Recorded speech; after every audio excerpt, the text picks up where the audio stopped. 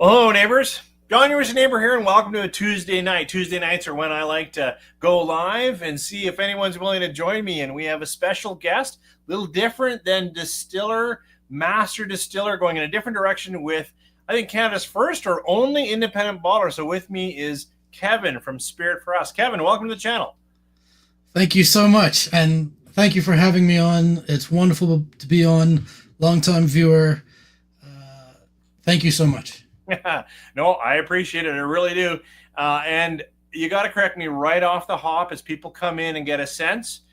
I believe I've been right in saying you're an independent bottler or something close. You can correct me, but also correct me. Are you one of the only Canadian independent bottlers? So we're working towards becoming or being an independent bottler, right? The goal here is we acquire casks from distillers, get them bottled. Maybe we make some adjustments to the whiskey or age it further or present it differently. And then when we decide it's ready, we try and get it bottled and sell it to the consumer.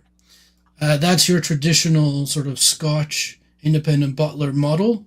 And we are trying to follow that model as closely as possible, including having like all the original distilleries and all the information as much as possible right on the label.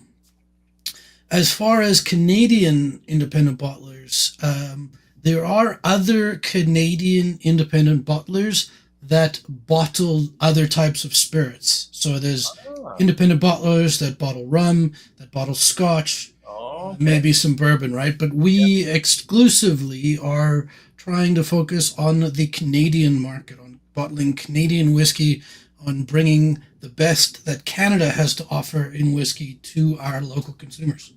Oh, I really, really like that.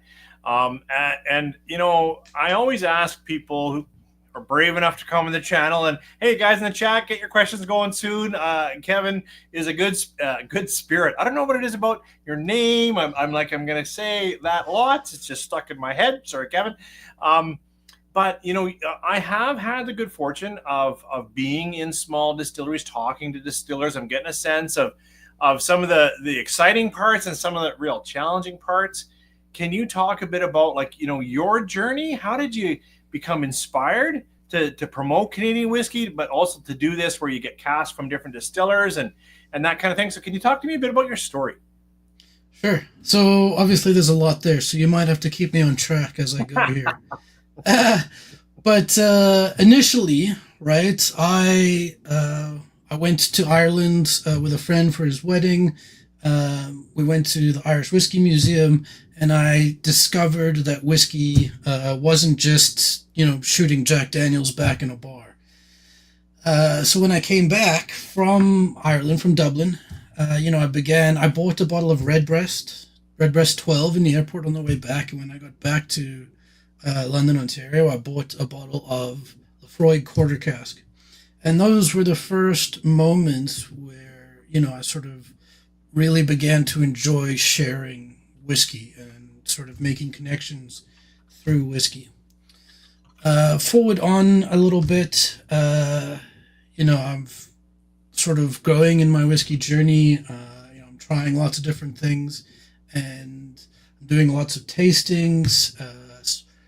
And I start to think about the Canadian market versus the Scottish market, and sometimes the American market as well.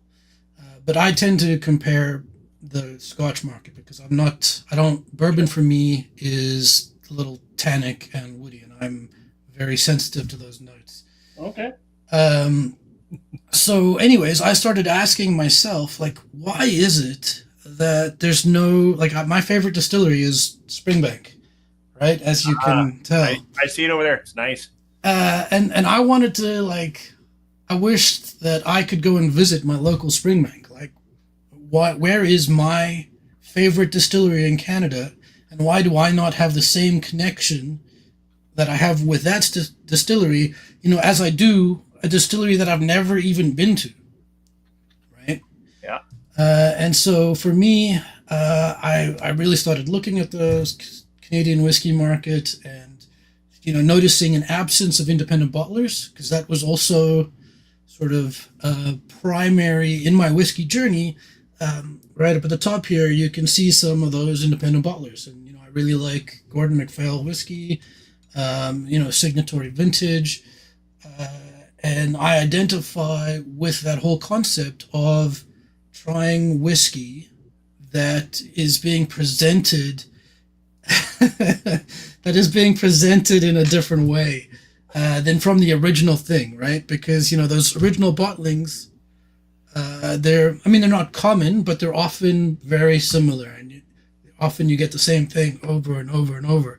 And I'm the type of person where I want to try a new thing every single time I drink a whiskey. Right. Yeah. Yeah. So that's really where this all starts and begins. And I sort of say to myself, how do I get into this? What do I do? And that was sort of an avenue for me to jump in. Fast forward to 2021. Yep. A little bit of a long story. No. So cut me off if I'm going your too long. background. I like the side comment with Springbank. Now we're going to promote the unique identity of Canadian whiskey. Keep going, Kevin. We're good. So fast forward to either 2020 or 2021. I went down and visited Last Straw and spoke with Don. Actually was visiting Last Straw at the same time as Rob from Whiskey in the Six. Oh, very nice. I know he's done some bottlings with them, I think. Yeah. And so, I started talking to Don, and Don said, hey, well, like we can do this for you. And, so I work with Don, and he helps me bring my product to market. So without sort of Last Straw and without Stillwaters, which is where our first cask comes from, right, we wouldn't have a business. We wouldn't have Canadian, local Canadian independent bottling, which is I owe both a hell of a lot. Okay, now you've mentioned this first one, right? So let's get into a little bit of maybe what's behind that. So this, if anyone can see, my camera never seems to focus properly, but it's a label. And on that, it does say, if I may, this one, Whiskey for Us, 9-year, Stillwaters Canadian single malt. Amberana barrel finish. Now, I don't know much about Amberana, if I'm saying that even close. Yeah. So I don't know if you're going to pour this one. Oh, yeah, I am. If you pour it, I would suggest you drink it second. Oh, okay. Well, then I won't pour it now. So what I always say is that this one is the most unique whiskey you're likely going to try in a very long time, right? I've presented at, I've poured my whiskey at Whiskey Wonderland, and I've poured my whiskey at Spirit of Toronto. Yeah. And, the different whiskeys did well in different circumstances. Yeah. Whiskey Wonderland, the Spoonies did better. At Spirit of Toronto, the Stillwaters did better. Oh, really? But the Stillwaters is very unique because of that Amburana finish, and it is like full-on Amburana like flavor. Boy, the nose is really quite interesting. And now I don't know Amburana, but what even is that? Talk to me about it. Amburana is a Brazilian wood. It is a Brazilian oak. It's basically a cousin to American oak. Oh, really? And it's typically what they use to age cachaça in. I'm not 100% sure I'm pronouncing that right, so if there are any Brazilians that watch this, please forgive me. But as far as I understand, that's a type of Brazilian rum. Okay, well, it smells really nutty. We'll get into it later. It smells like definitely oaky, but very different. I will say that the similarity might be there's some brown sugar and that kind of thing in there. There's some dark treacle, kind of burnt molasses, but definitely unique and very aromatic. But you didn't want me to drink that, but I'd like to have. Well, no, I 100% want you to drink it. I just know how strong that flavor is. Okay. So I don't want it to override, to take over your taste buds before you taste the Spoonies. Okay, well, then this one is Whiskey for Us Spoonies, the 49th, 149th Canadian blend. Batch 1, 50%, right? Yes. Talk to me about this. Where did you get this? How did you get this? Was it an honest deal or a backroom deal? No, don't tell me that. But tell me. Backroom deals are the best deals. Yeah, for sure. Tell me a bit about this whiskey as I poured it and let it open up a bit.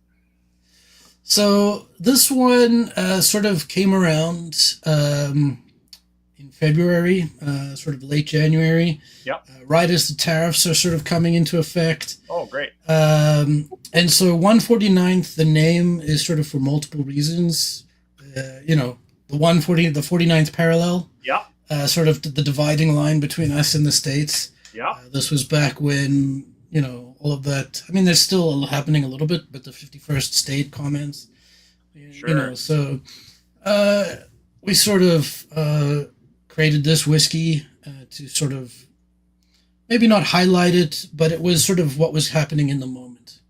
Okay. It is also the blend ratio, right? So Ah. 149th Okay. is 2% of one whiskey and 98% of another whiskey. Really? Just 2% of one whiskey?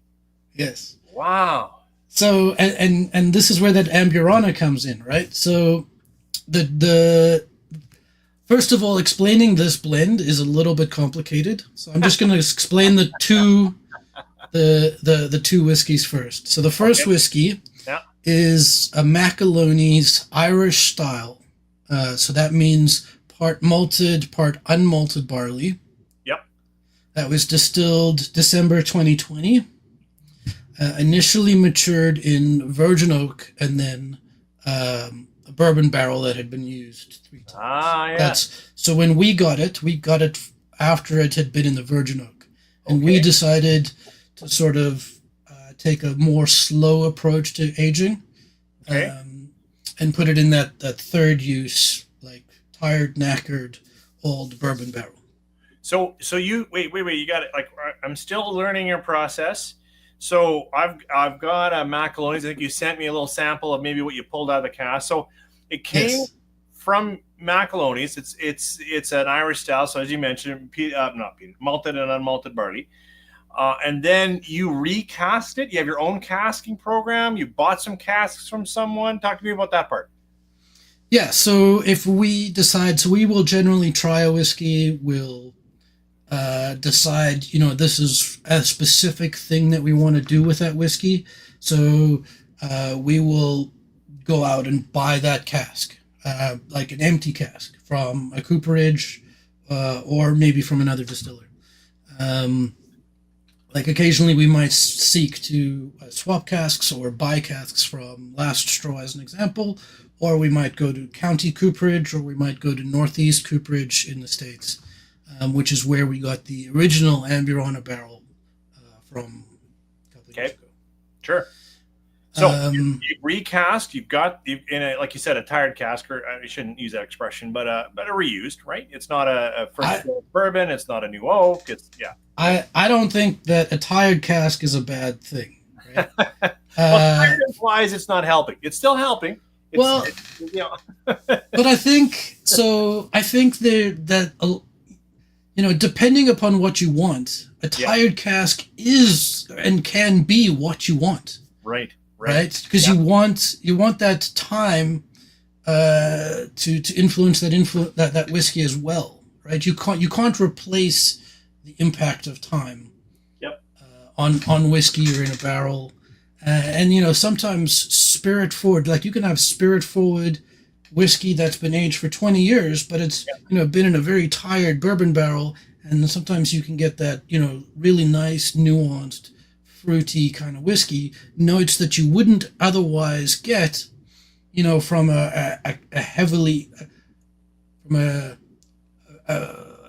notes that you wouldn't otherwise get in a heavily barrel influenced whiskey. Okay, so that's Macaloney's. Now it's resting in a well-used cask. Before we jump in there, I do want to point out that the Macaloney sample that I sent you is the exact component in that whiskey. Really? So you can do a side-by-side comparison to identify the difference. Wow. So whether you do that later or tonight, that's maybe you can do a separate video to take some time with it. Okay, but this Macaloney's that maybe I'll have a wee nip of is it the 49? Like it's the 98%? Yes. It's what's mostly in that one. Yes. Okay, but the sample you gave me is like 61%, so it's hotter.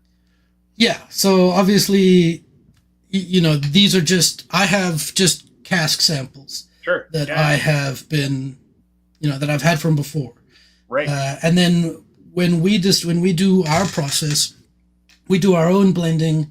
We specifically calculate it down to different strengths. And we decide what it is we want to do, and then we issue instructions to Don at Last Stroll, who does the actual reproduction of the blend. Okay, so he's the one that's actually kind of from when you do drain out the cask and whatnot. Yeah, so, yeah. He's the one with the forklift and the and all the production materials. Well, and I have to say, like Tyler mentioned, Don's awesome, and I've had him only once on the channel, and he was awesome. And what I hear is that he helps out people like yourself, other small distilleries. That he's really someone who lifts up the industry by helping others, talking with others. That's what I hear. Very much, totally love Don. He's great. So that is the one component. Wow. Okay. Right. The other component. Let's talk about the other. Yeah. Is a Northwest Pure rye. So Northwest Pure is a distillery in Saskatchewan that typically does sort of industrial alcohol, but they are getting into more and more consumer-based products as well. Now, we ran across a barrel, backroom deal sort of thing. We ran across a barrel in the market, and we tried it, and we liked it, and so we bought it. This was a column distilled rye that had been in a once used Buffalo Trace bourbon barrel. It was about 3.5 years old when we bought it. We then put it into the same Amburana barrel that we had.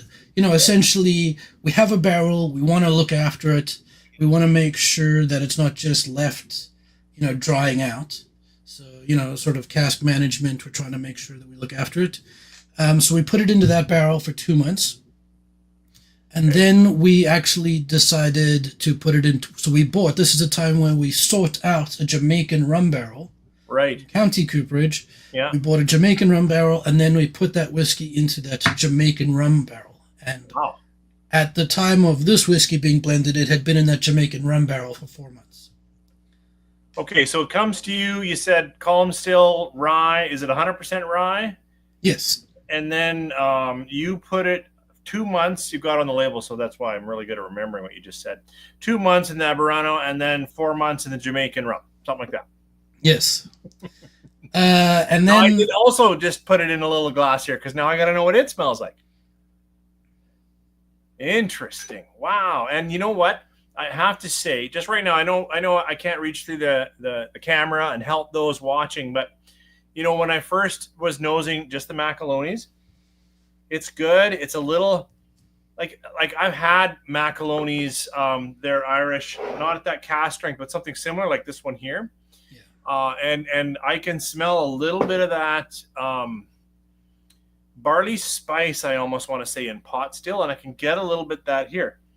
But what I can't get, so it's fresh and kind of green, but then on your blend, your 149th, there is something else going on. And like you said, it's 98% that, but it's something else. Yeah. And now that I've had a nose of this rye, 100% rye, from Saskatchewan, and you mentioned the distiller. Well, who is it again? It's Northwest Pure. Northwest Pure. I don't know. I've visited a few. I haven't heard. I think they're a big group, right? Aren't they? But now they're doing some craft stuff? Yeah, well, that is my understanding. I've never been there either. Honestly, I haven't spoken to them, so hopefully it's all right that we're talking about them on this. Well, I got a call and just give them your number. Sorry, no. From what I understand, Don has actually spoken to them, and they did seem, excited about this whole thing. So that, like the something else, which is obviously the 2%, the nose component, I can absolutely get that in here. Like I would hope I'd be able to say, oh, I think that's what I'm getting, some of this in there. Yeah, for sure, in the blend. So when we were blending this, right, me and my partner Jeff, we meet on Zoom when we do this, and I ship him samples, and we do the same thing on either side of Zoom, right? Blending at a distance. Yeah, no, exactly. And I got online first and I was sort of measuring things out. And, I blended them at, 1%, 2%, 5%, and 10%. Okay. And he got online and thought, what are you doing? Like, surely that's 10%, 25%, and 50% as a to start. Like, what are you doing? Yeah, what's this 1%? Yeah, but I knew how much influence you would get from that 1% or 2%. Yes. And it was anything more than 2%. Sorry, I just had a little flying thing.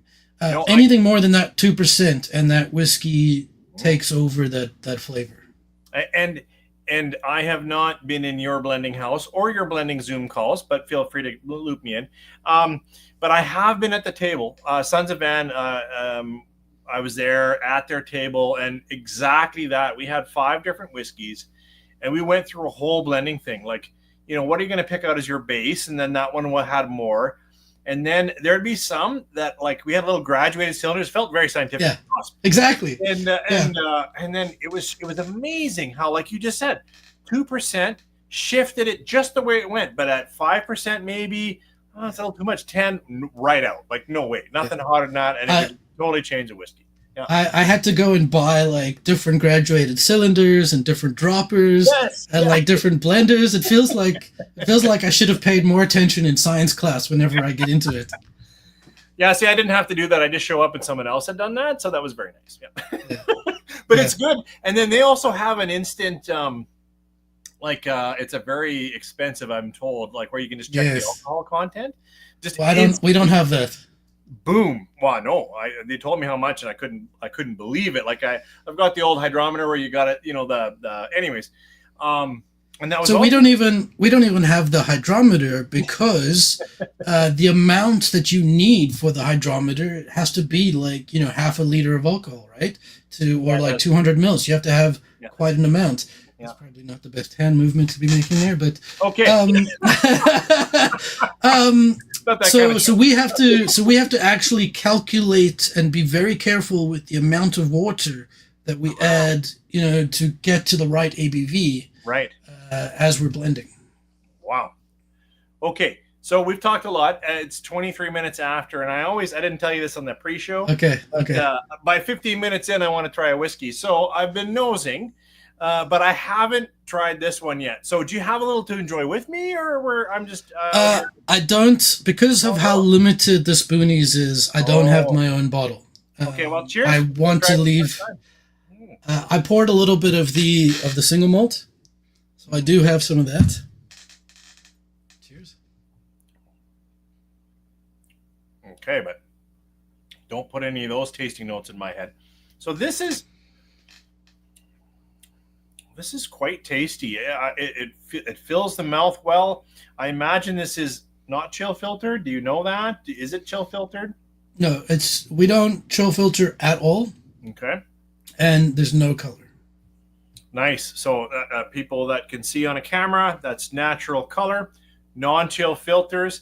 This is 98% of Macaloni's pot still style and 2% Northwest or something like that, rye from Saskatchewan. But you recast that in a much more unique casking than the well-seasoned cask. And then did you... so when you dialed it in exactly how you wanted to taste... And the nose, I have to say, like you brought a little bit more of that nose over. I haven't tasted just the rye on its own. But do you marry it in a cask for some time and then bottle it? Or is it you vat it just in a, like a stainless steel vat for a little bit, how do you get that right? So, that's the trick. I think ideally, as we grow, that would be something that we would like to get to. Obviously, bottle shock, is a potential reality. Yeah. But I do think, I don't think that that's necessarily. I wish we used some special water, but we used whatever water the distillery has. Oh, I'm sure Don uses good water. Yeah, for sure. He knows what he's doing. He does. And but Bottle Shock marrying. Don does the blending.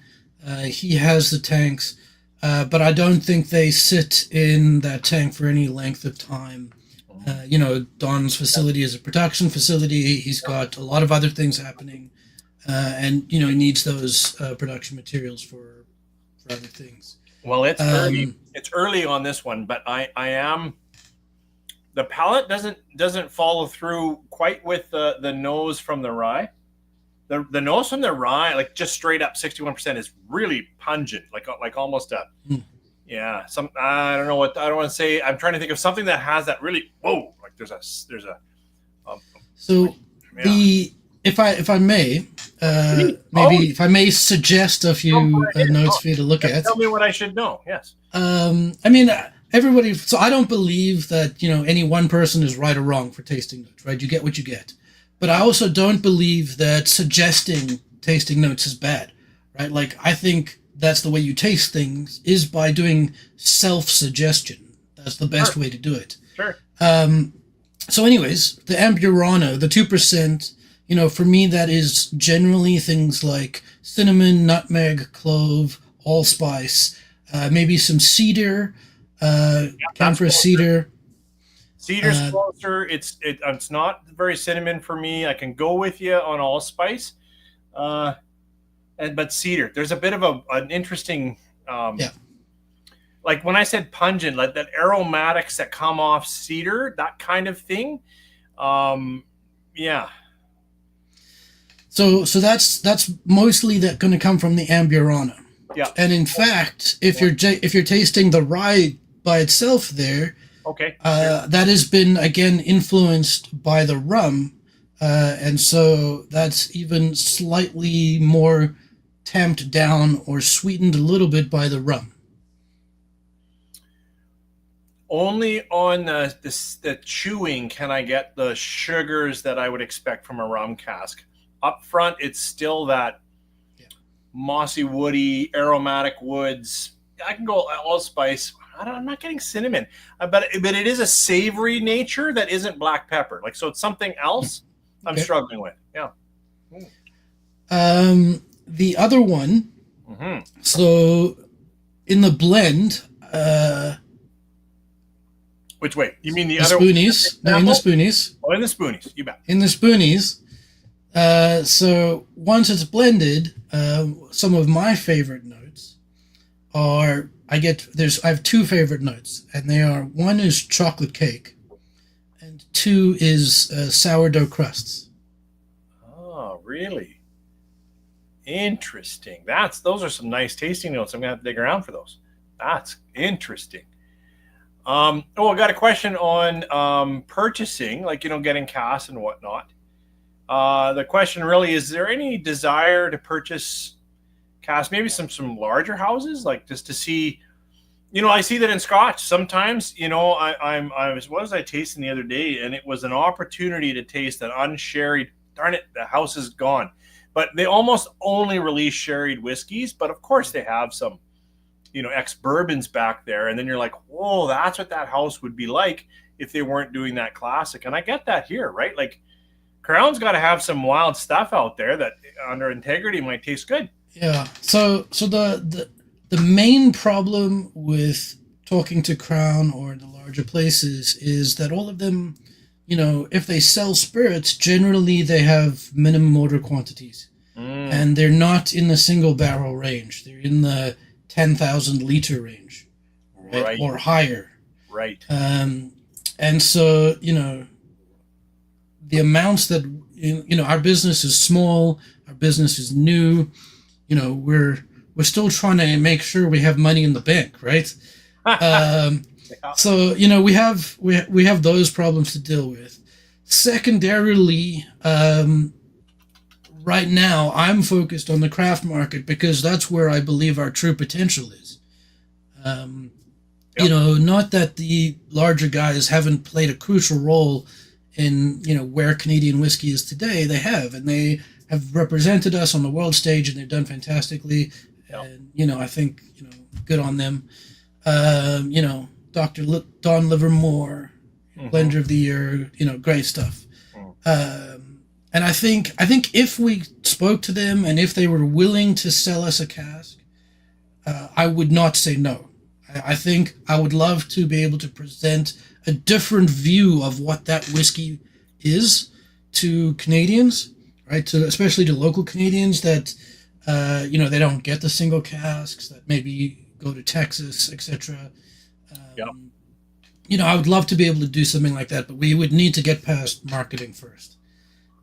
So understood, but it's a good question because sometimes I think there are gems back there, that could be discovered in a way that a large blending house, someone that sells an unbelievable volume that is supposed to taste a certain way, won't ever kick out. So and I really like their business models are really focused on that one flavor profile or maybe few flavor profiles, and so those really quality gems get blended in to maybe improve a blend like 0.5%, right?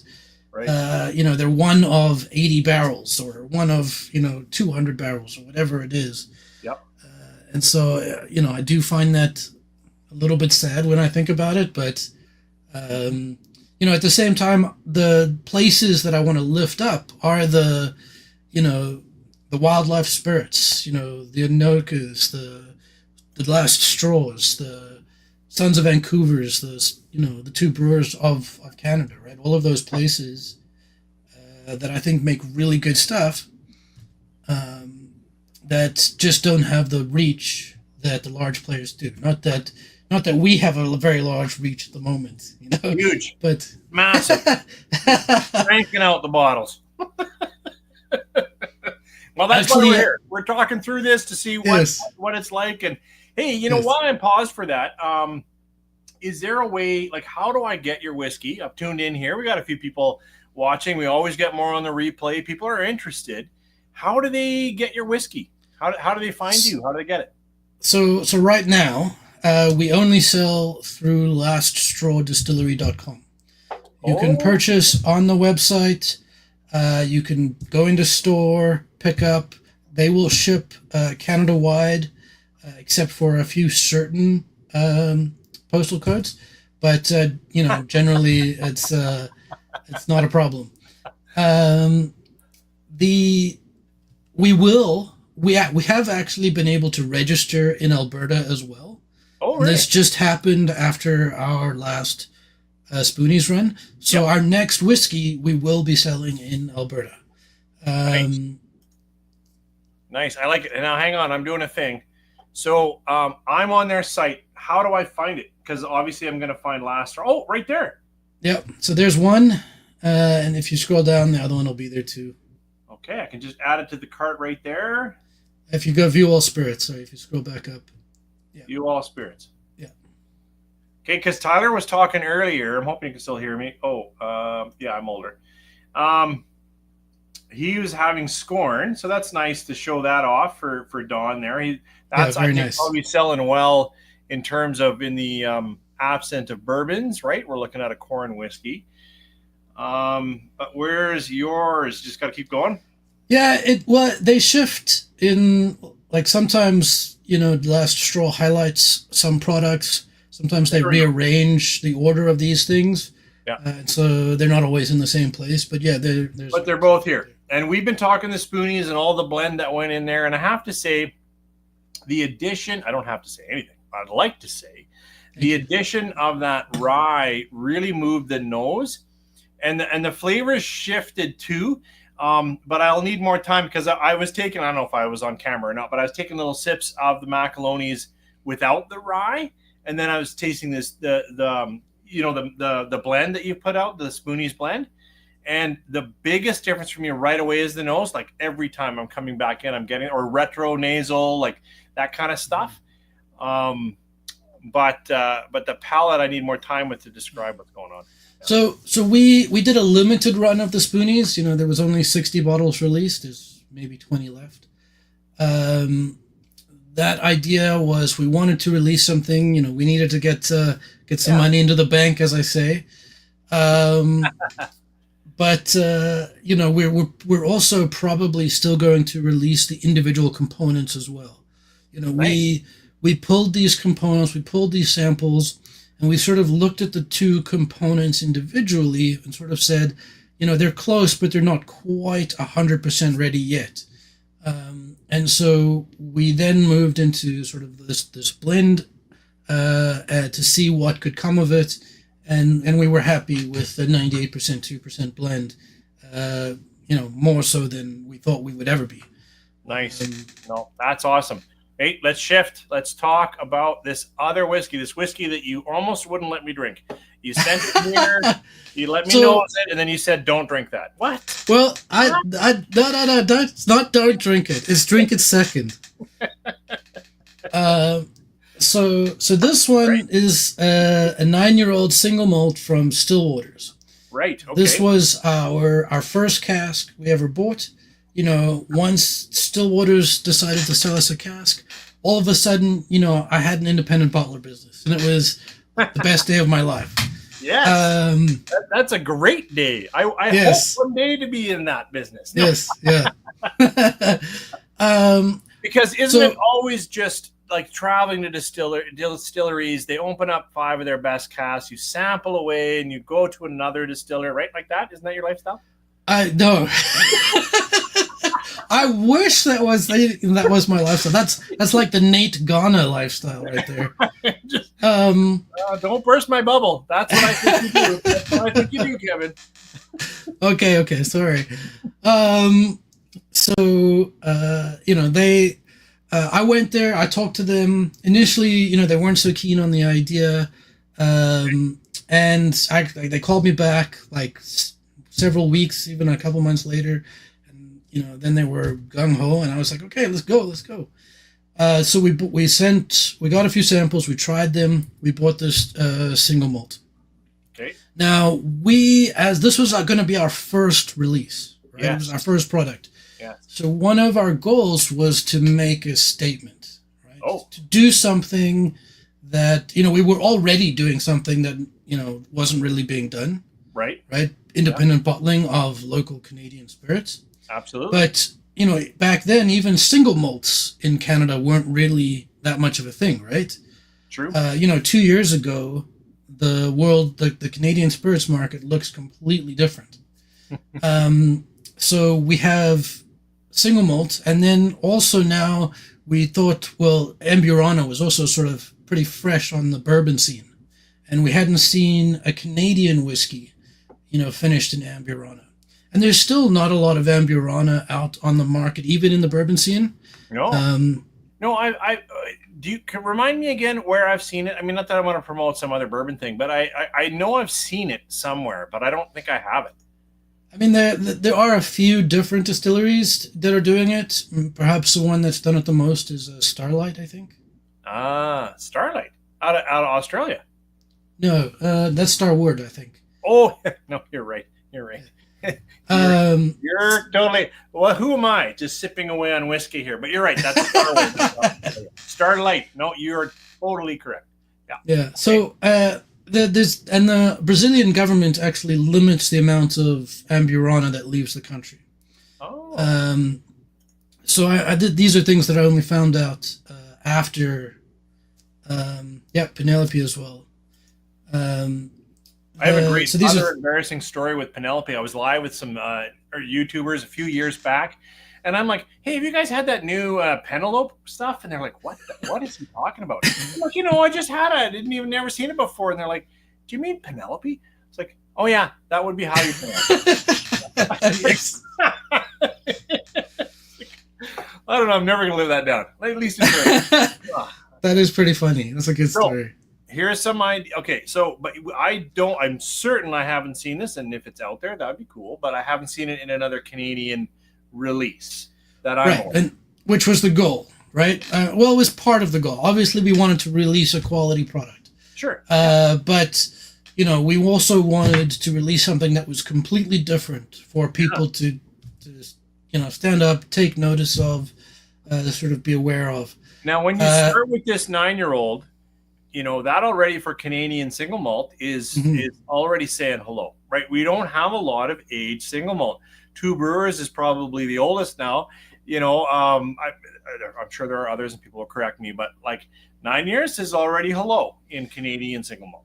So Two Brewers and Stillwaters probably were among the first craft distilleries in Canada. Okay. And I think Stillwaters was the first craft distillery in Ontario. And they were actually an independent bottler before that. Bringing in Scotch and, really? Independent bottling. So our story kind of really matches well with Stillwaters to begin with. And so they actually now, because they've been going since 2009, they have 13 and 14, even 15-year-old whiskey now, right? Yeah. And as you said, Two Brewers also. I was just at an event talking with him, and he's like, oh, yeah, we got a little bit of 15-year-old in there. Like, oh, okay. Like, they now have aged stock. And when you want to do something different, not that I want to just knock over to Two Brewers, but they've got something really weird too, where they proofed it down with. It's an innovative release. Can't remember what they used. Was it wort? Was it they proofed it down instead of with water? They used something wild. But anyways, I'm unaware of that one. What's that? I said I'm unaware of that specific release. Yeah. No. But we're not talking about them. We're talking about you guys. And this, you've got an older 9-year-old. Now, was that in a used cask? A little bit of new oak? Do you know the casking behind the 9-year-old? I do. It was Wild Turkey Bourbon Barrel. Oh, nice. And yeah, Tyler's right to jump in and say, yeah, Glen Breton also has been around for, absolutely. Yeah, very, very, very true. Yeah. So, anyways, we bought this cask. We put it in the Amburana. Now, because I live in London and Don is in Vaughan, I don't have immediate sort of everyday access to try things. But we tried it at the month and a half point. Initially, a month and a half, right? Like, that's not a finishing period, right? Like, all other barrels, minimum you're looking for 3 months to have, like, to get a half decent finish on a product. And, ideally you want it to have 6, 8, 10 months, a year in there to have a real impact on that whiskey. But so I went back in and thought, let's leave it in there a little bit longer. I really want to get some of that drama. I want to get a little bit more impact from the cask. And at 3 months, I went back, and it was like a completely different whiskey. As I talked about earlier, for our second finish in that barrel, we only did 2 months. And I think even then it was, still very, very, very strong. Sure. And I think maybe for this, like, you could probably finish whiskey in this particular barrel, especially as a new barrel, for like 2 weeks, and it would be done. Wow. So this really is like the single malt really took on the full flavor of Amburana. It's a very unique whiskey. Yep. The reason I wanted you to try the second is because I have had so many different tasting notes from people. One of my initial tasting notes that I ever got was toasted nori, seaweed. I've had like forest floor. Yep, I'm there. I've had obviously the cedar, the cinnamon, but I've also had people say, "Oh, this is so floral," and I've had people say, "Oh, this is so fruity," and then I've also had people say, "Oh, hockey bag, I love it." This was actually at Sprit of Toronto. Someone tried it, and they weren't kidding, because for whiskey, whiskey is about sense memory. Sure it is. Right? And so for them, it brought back this hockey bag smell that they loved. Okay. I'm aligning with, like, when you said cedar, I'm there. Forest floor, I was gonna say earlier, it's like, if you ever had the smell, I know it's gonna sound negative, but like of a log that's gone down, it's got moss growing on it, but it's a sweet smell, like it's sweet. Wood that's decaying, but like not bad. It's really quite sweet. Yeah. And I'm probably very similar to what the sugar kelp smells like that Oh, Macaloni's is actually using now on their peat. oh, wow, sugar kelp. Wow. Thanks, Canadian Chris. Cinnamon toast Yes, crunch. so true. Maybe I'm a little more floral. I can get a little cinnamon toast crunch. But I admit I haven't had that in a while. I honestly, I've had people that have bought 5 bottles of this, and Really? I've had people that have said, I just can't drink this at all. Right. So right So now, it's I haven't sipped it. Right yeah, now, I'm in the nose, and it's unique. It's different. You want to make a statement? This is a statement whiskey. It's one of those whiskeys that I would absolutely pour and let people just talk about it, almost fight about it. Like, what is that? But right now, the nose, I would say there's nothing in the nose. Like, it's interesting. I'm nothing that's putting me off. You've said people don't like it. I get that. not offensive. Yeah. But I don't think it's offensive in the nose. I think it's unique and all these different things. I got to try on the palate, though. Cheers. Sure. Is this the one you Dive in. have? Oh, this is the one I have. This is the one we have. Cheers. Launch it.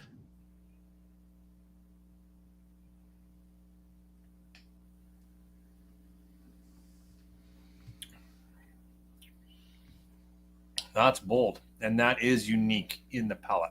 Mm. Really unique. So menthol, mint as well, like spearmint, lots of different mints actually as it evolves on the palate. Yeah. Okay.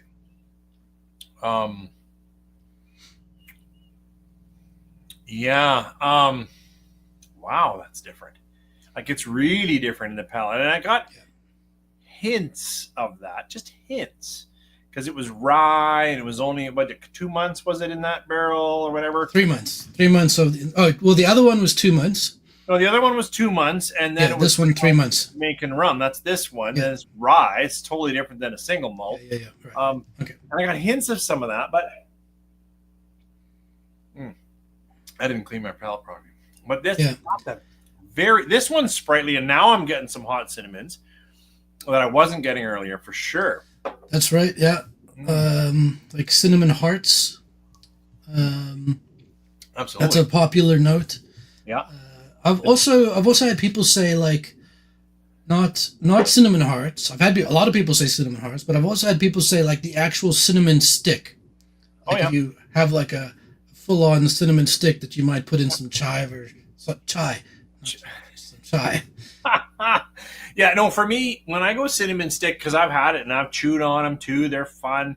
Then I'm getting a ton of oak, and there is a little bit more oak here than cinnamon hearts. When I go cinnamon hearts, it's the sweetness in there too. I've got a lot of that cinnamon, the heat, and the sugar all together takes me to a handful of cinnamon hearts that I regret. Yeah. The other, so the Spoonies is, I think, more drinkable, more crushable. This is, if you have the same amount in those 2 drams, I think this, excuse me, the finish lasts forever on this particular whiskey. Oh yeah, like the finish lasts 30 minutes. I've had the finish still on there, so you can drink this for a long, long time. It is. I'm going to say when you connect with finish like that, and now I'm just talking, so this is short finish, but I'm getting a sense of, when you drink peated, it's not peated. Please, no one listening here, it's not peated. But when you have a peated whiskey, you can wake up the next morning and there's still peated whiskey in the air, that kind of thing. And when you mention a long, long finish, I think that unique wood structure and taste profile just does stick around. Yeah. Interesting. Wow. I wanted to pour them with you for the first time. So whatever I'm tasting, and you've guided me into this and this, and I agree with that. Although I will also say, if you keep hammering on something, you got to taste this. At some point, I'm like, okay, yeah, I get that. Yeah. So there is impressionability, but I don't mind tweaking a few notes, because sometimes what happens is someone is like me, I'm struggling, like, what is that note? And then you say something and I'm like, oh, no, there's edges of that. I got that. I got a little bit. Now, this is not my go-to note, but I got a little bit of very ripe banana just now in the finish. Have you ever had that before? I'm getting that is a new note. I've never had someone give me a ripe banana note. Now again, whiskey. Like, how long are we talking? And I've almost finished that pour, and like, don't go running there. But now I'm just getting a little bit of that, older banana. Like, it looked bad, but you open it up and it was good. but it was like it was a little soft. That's what I'm getting there. Yeah. Nice. So we went to the website. We showed people. People can get it. They can go to Last Straw online. Yep, that's the shop. They can buy it direct there. Get shipped to wherever Last Straw shipped. There's also all of the information about. So we put as much information as we can on the bottles. Okay. But there's also all of the information and part of the story on our website as well. Okay. On spiritforus.ca. Yeah. And people can sign up for the newsletter, be aware of what we're doing, check out our socials. Here, I'll show off your site so people can see where I stole your logo from and pasted it over various things. Same with this graphic, I also stole that. That one was not taken. None of these images are mine. They're all just stock photos. Okay, so don't think we have like barrels sitting anywhere. I don't know. I saw that and I'm like, wow, I can't wait. You've got years of single cask releases here, Kevin. I wish. Yeah. And this is subscribed. Then now, if I subscribe here, I think I have, but I can really quickly.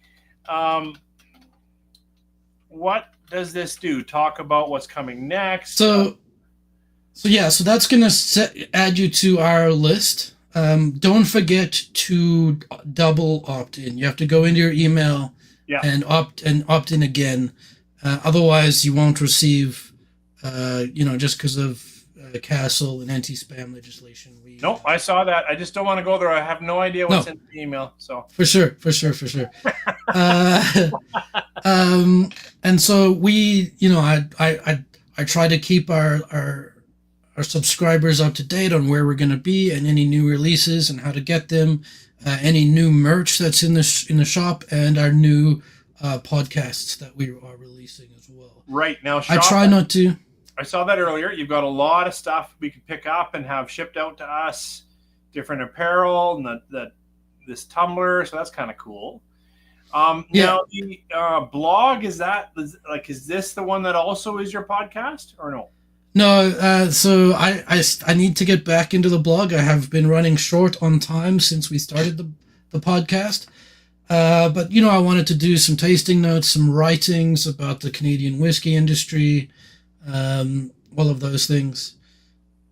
And so hopefully I'll get some more time to do that. Okay. I'm going to stop sharing, but you mentioned your podcast. What's the name of it and how can I find it? So our podcast is Unpoured Perspectives. You can pretty much find it anywhere, you get your podcasts. You can definitely find it on my YouTube channel, Spirit for Us. I do the podcast with Bobby from Drams and Drips and Joel from Scratch and Scotch. Nice. I don't think they have YouTube accounts, but they have Instagram and other accounts. Thanks, Les or Steve, or whoever's on. You should definitely check out episode 3 to listen to our interview of Tabletop Tastings. Coming up, I'm editing an episode right now. We interviewed Evan Eckersley from Kensington Wine Market. We talk and go through sort of state of Canadian whiskey, and we also sort of look at pricing in the different markets, Ontario, Alberta, BC, etc., why things are the way they are. And the one after that, we actually interviewed the Canadian whiskey prof, Andrea Fiarchuk. Oh, nice. And we had a really great conversation with her, sort of also all about the Canadian whiskey industry, what are the things she's trying to do with her doctorate, how has she changed her viewpoints, when she started to now, some of the discussions that she's had with the different industry professionals and, that whole tour. I really can't wait to put that out. That will be a 2-parter. It was a 2-hour conversation. So. Well, the best kind. Right? They're tough to edit, but the best kind. Yes. So, Kevin, as we're wrapping up, I like to keep these fairly tight to an hour. So, can you give us any hint? Like this Amberana, I'm saying it wrong, 100% wrong. No, you're saying right. Super unique. It really is. I will say I'm enjoying the nose a little bit more in the palate, but I've just poured it for the first time. I'm just getting to know it, so I'm sure it'll open up or take me somewhere. And I really appreciate it because it is a standout. I really do like the nose, and it is unique. So what's next? What can you share? What can you tease? What can you tell us? So the next whiskey. So obviously we're still I'm gonna have to go back and try the individual components of the spoonies, see if they're ready for release. They could be up. There's also another. It's actually another Macaloni's cask, but we didn't buy it from Macaloni's, so it probably won't say Macaloni's on the bottle. But you might have to, when we finish here, tell me how you can get a Macaloni's cask without buying it from Macaloni's. Like at the back of the truck somewhere? Sure. Like Sure. Cask, I can't tell you what they are. Like, secrets. It fell off a truck. Now, so it's going to be a Macaloni's cask, but we actually really liked this because we felt kind of unique. It was a peated single malt, but it was very, very, very lightly peated. And it had been in a muscatel barrique. So like a white muscatel barrique. And the nose is all like peaches and melons and fuzzy peaches and all of those very light tropical flavors. Yeah. So we're very excited about that release as well. It's very spirit forward, very spirit driven, and really sort of provides a different viewpoint on a lot of what Macaloni's does. Macaloni's does have some of the lighter whiskeys. They did also have a muscatel whiskey as well in the Canadian whiskey competition. But we particularly we really like this one. And so that will be going into the Alberta market. And then we have another whiskey which we're sort of doing a collaboration on. I'm not going to talk too much about that one, but look out for that one. Probably coming out in July/August as it comes of age. We're very excited about that one. We honestly felt that one was ready in at 2.5 years old. Yeah, it was just that good. But we're waiting for it to come of age. Sure. So we can call it whiskey. So it can be a whiskey, not just a spirit. Although Macaloni's has been selling spirit for a while. That's pretty good. Excuse me. Coming back again, wildly unique, this Amberana. But the Spoonies, I think, tonight is a little bit more my favorite. It just, I don't know, it's got an interesting nose, but the palate, I have a few more notes that maybe I can hold to. I'm not sure what it is, but and I know it's not up front. I always say this, but now it's got a little sweet cherry chocolate going on, which not at all in the first bunch of notes, but coming back to it, yeah, it's tonight. It's just a little bit where my palate is. That's all. Those are my favorite whiskeys, right? The whiskeys you can sit with, and they'll change in the glass over time. You can go backwards and forwards. Awesome. Just get a different experience. Well, anyone who joined us late or came online, I'm wrapping up, but I'll stay for any good comments, you guys. You keep the comments coming. The questions, I'm here. I'll keep pouring the samples. It'll be a good night for me. What do you guys want to ask Kevin? Jeff's not here, but Kevin and Jeff, Spirit for Us. Any questions, that we didn't get into that you'd like to know? One of the few independent bottlers of Canadian whiskey. Really talking Canadian whiskey. I actually noticed my partner's there in the comments. Big Tree. Nice. Jeff. Okay. Yep, there he is. Cheers, Jeff. Thanks for joining.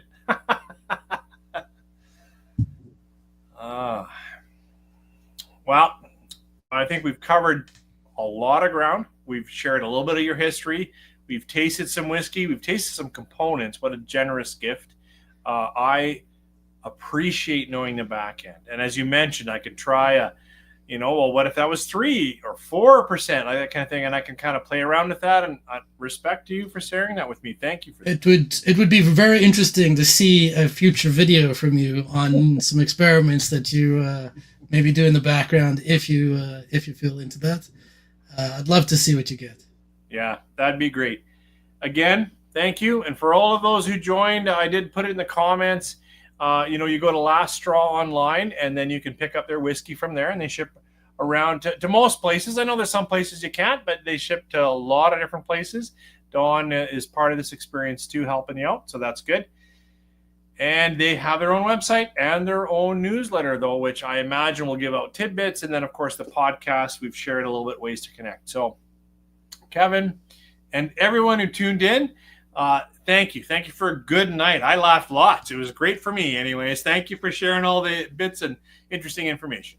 Thank you for having me on. Thank you very much. Good night, everyone. Hope you got something good and Canadian in your glass. Cheers. Cheers.